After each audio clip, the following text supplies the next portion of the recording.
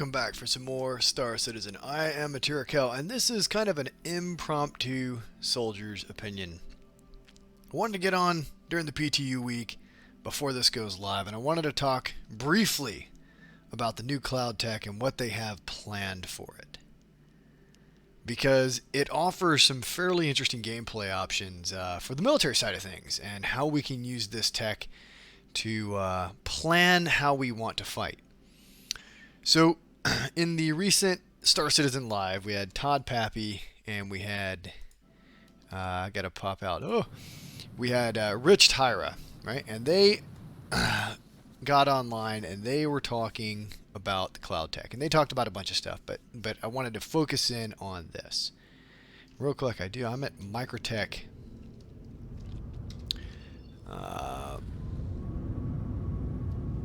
At the station, or Microtech L1, right?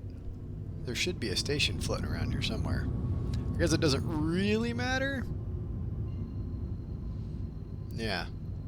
Let's see how that goes. But,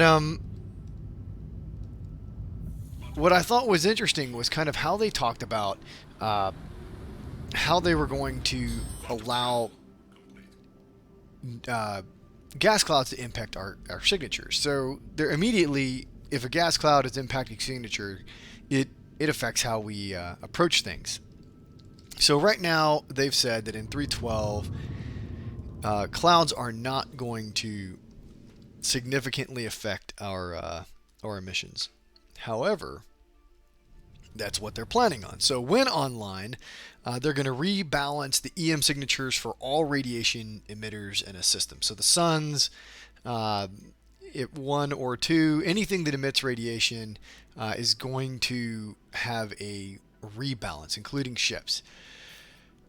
And it's going to be holistic for all signatures, so including what they call ambient signatures. So that will allow us to mask ourselves using ambient signatures in the system to hide our ship. So they also talked about how cross-section is a thing, and they've actually got it in, I think, test versions of the game, and so they are working on cross-sections also being a key aspect of Nebula. And they said that these gas clouds are also going to help to reduce our cross-section. So the deeper you are into a nebula, the more likely it will be that your cross-section will be very hard to detect. All right. So right now, every Lagrange point has one of these, but there are only a few refinery stations, which is kind of what I wanted to come out and see while I did this. But what they said was, so moving on, they said different clouds would have different properties. So some might help with your EM, some might help with IR, and then some of them might have multiple features, and then some might help mask your cross-section. I imagine all of them will probably help mask your cross-section. So in other words, depending on the type of cloud you're in will determine what you have as kind of a protection organic to the cloud. All right.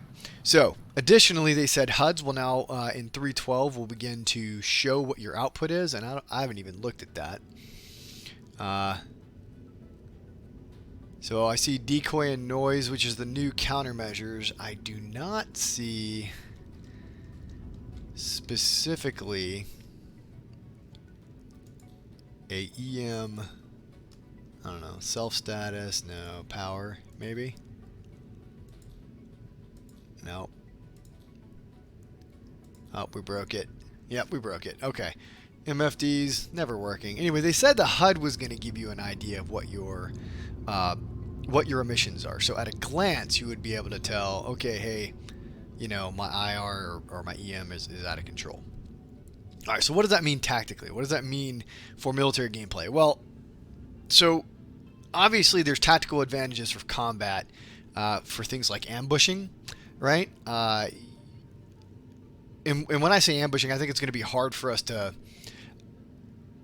These systems are big, so effectively what you're talking about when you talk about like a space ambush... Ooh, somebody's locking onto me. Is that potentially you would stage at a location like this, you'd put your force in place, and then you could jump from your location. Am I going to hit that? Oh no.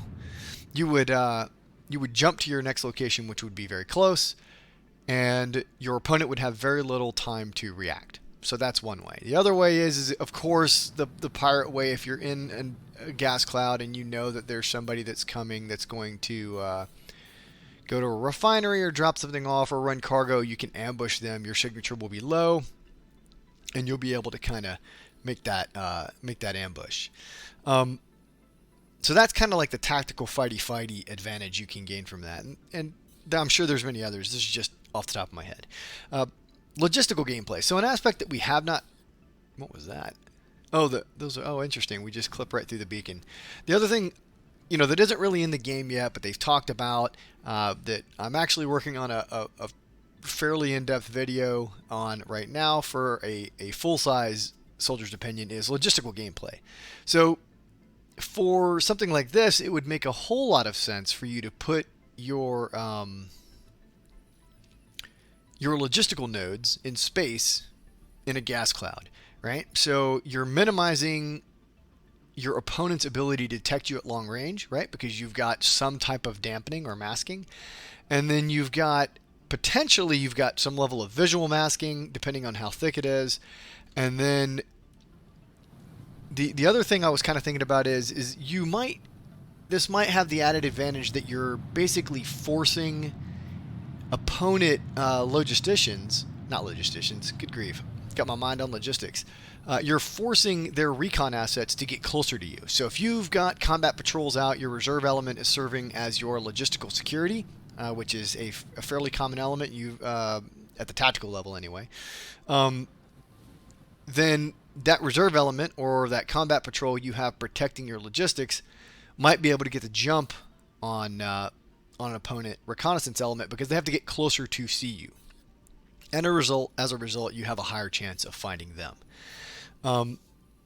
Right, so that's logistical gameplay is kind of an interesting way to secure your logistics packages in the future. So the third kind of way I was thinking about was reconnaissance. Now, for Recon, we did a video on Recon. We talked about all the things we're missing and all the things we want. Clearly, a great aspect of Recon with this kind of end would be cutting through interference, right? Cutting through the atmospheric conditions so that you can see through it better. And a player-based system or an NPC, I think we talked about NPCs doing this because it wouldn't be that much fun for a player necessarily.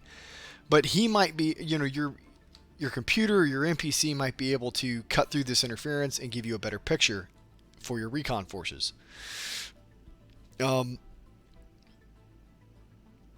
Recon forces might also use these gas clouds to the counter to the log issue is they can use an already stealthy ship can use this to kind of mask their already stealthy nature. So a ghost, right, which is a low profile, or a saber, which is a low profile stealth craft, would have an even greater advantage as a reconnaissance element inside this effort, whereas the ship I'm flying now probably has a very poor detection ability, right, or hiding stealth capability even in a gas cloud because I have a huge emissions output. All right, so then, so imagery systems, right? So if imagery systems are brought into the game, like organic, so in other words, there is a methodology for us to take images of various kinds, LiDAR, SAR, IR, EO, these things we talked about in the video, then we have the ability then to disrupt those, right, with a cloud. So for reconnaissance forces, you might have to take into account then as a part of the gameplay some level of, well, I think they're here. I need to take the right system that'll allow me to see this. So if you have a particularly thermal images may come out really poorly if you happen to be in a very high temperature gas cloud. If you are using something that allows you to see in the EM spectrum, like SAR, a synthetic aperture radar, it might be useless if the gas cloud dampens or interferes with that. So there's definitely some potentials there in reconnaissance gameplay, or at least balancing of reconnaissance gameplay to make it a little bit more interesting. So that's kind of really all I had. Whoa. for this video. I wanted to talk a little bit about kind of ground combat. They had talked about the maximum range right now that you can zero is around 2,000 meters. But they said that reliably it's between 1,000 and 1,500, and this is just an aside, right? So when we talk about that, but that's for FPS ranges. That's with sniper rifles. So we don't necessarily. So that's actually, I mean, God bless, a 2,000 meter sniper shot would be some kind of record. That'd be pretty impressive. So definitely, but what they talked about was the issue of it, the area actually like spawning in and you being able to affect objects in that area, because in an FPS they don't render beyond, unless you've already been there, they're not rendered in for you so that you wouldn't be able to affect them. So you have a problem there with if you get into like ground combat, which is not FPS per se, but if you can't affect something at 2 kilometers, you know, your tank should be shooting easily at 2 kilometers, and potentially 2,500 meters or 3,000 meters, you know, a careful shot at 4,000 meters, right? And we're 900 years in the future, so these systems, the ability to engage and hit a target practically in 900 years, should significantly increase at those ranges. So we definitely have some room to grow there on FPS engagement ranges. Just because I haven't been to a place doesn't mean that I shouldn't, in certain situations, have that render for me. I don't know how the system would determine that. I don't know, maybe, but it's definitely something to think about when you're planning a ground attack, right? If your render range, or if you haven't actually been to an objective, are you not going to be able to affect those entities in that? Man, I'm having a brain fart in that container, though. I mean, you're gonna have problems if they do bring in things like indirect fire, or your ballista is allowed to fire at ground targets like they said it will be allowed to. You know, you're gonna need to be able to see those ground targets at probably further out than 2 kilometers. Well, anyway, that was just kind of free-form discussion as I flew around in this gas cloud inside this around this station. I just wanted to talk to you guys a little bit about kind of some implications of future gas cloud tech and how we might be able to use that to our advantage in tactical situations and in warfare. Anyway, I hope you enjoyed the video. If you do, don't forget to like and subscribe. I'm always looking to grow the channel. If you're looking for somebody to come play Star Citizen with, come check out a.m.m.o. We'd love to have you. Private military contractor, more or less, but we like to dabble in all aspects of the game. And yeah, Discord links as always in the description down below, and I'll see you in the next one. Later.